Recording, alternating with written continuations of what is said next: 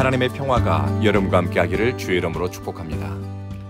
오늘 우리에게 주시는 하나님의 말씀은 시편 50편 1절에서 15절 말씀까지입니다. 오늘 시편을 기록한 사람은 아삽이라는 사람입니다. 아삽은 다윗과 솔로몬 시대의 성전 찬양대의 책임자였습니다.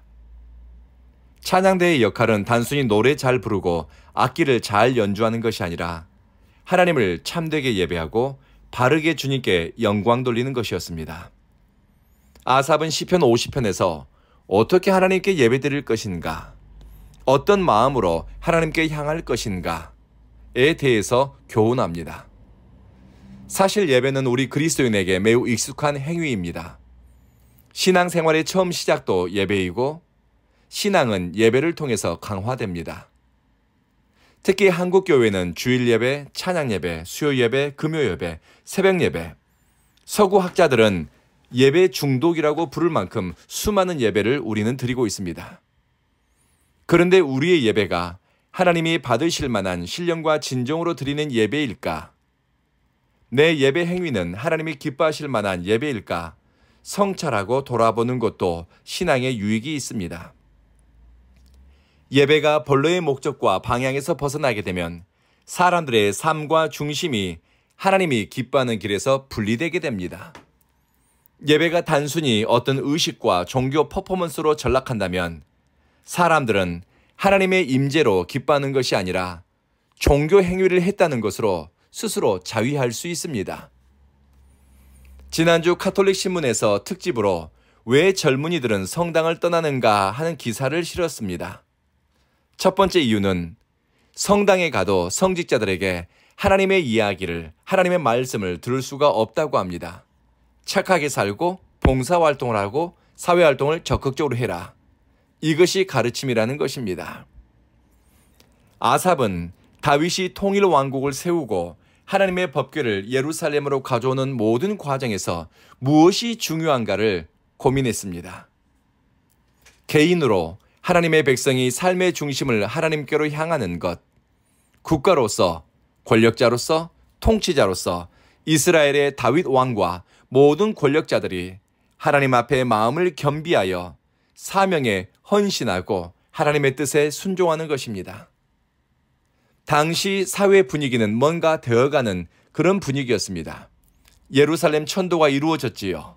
성전이 건축되는 것을 보면서 사람들의 관심은 국가, 재건, 성전, 건축, 화려한 제사의식에 쏠렸을 겁니다. 으쌰으쌰 뭔가 되어가는 사회 분위기 속에서 사람들은 열심을 내는데 아삽에게는 중요한 것이 빠져 있음을 그는 느끼게 됩니다. 사람들이 모여들고 예배가 늘어나고 뭔가 되어가는 분위기였지만 예배의 참된 의미와 정신은 사라지고 겉껍데기 행위가 반복되고 있다는 것을 보았습니다. 부흥하고 성장하는 것 같은데 심령의 변화가 일어나지 않습니다. 잎은 무성한데 열매가 없는 것입니다. 예배에 참석은 하지만 사람들은 형식적이고 의식적인 것에만 집중합니다. 하나님과 더 깊은 사귐을 열망하지도 신령한 은혜 안으로 들어가는 것을 구하지 않습니다. 하나님을 예배하는데 책임 있는 역할을 했던 예배 인도자 아삽은 참된 예배에 대해 들려줍니다.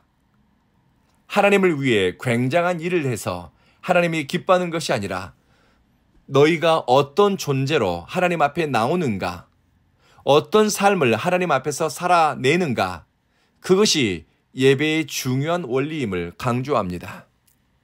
하나님은 8절에 영혼 없는 열심, 사랑 없는 헌신, 진심이 빠진 예배와 제물, 이것들을 기뻐하지 않습니다.